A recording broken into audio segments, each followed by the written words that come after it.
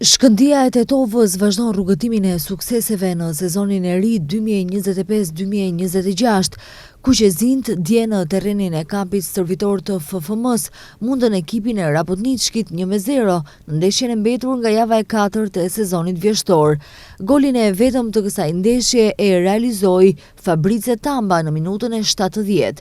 Për të verifikuar se goli ishte i rregullt apo jo, referit ju deshëm plot 7 minuta të konsultohet me arbitrin e varit, edhe pse ishte i qartë se nuk kishte asnjë dilem se goli ishte i pastër.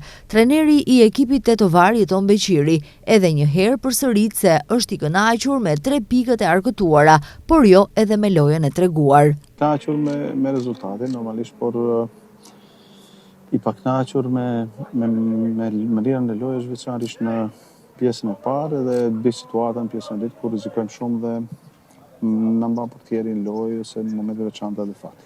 Trajneri Beqiri tha se është i vetëdijshëm se ekipi është i lodhur, por nuk mund të justifikohet me mos angazhimin maksimal.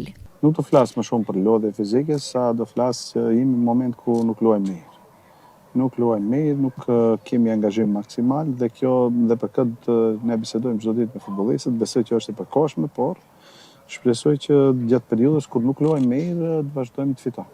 Dje gjithashtu u zhvilluan edhe 2 ndeshje të 1/8 së finales për Kupën e Maqedonisë në futboll.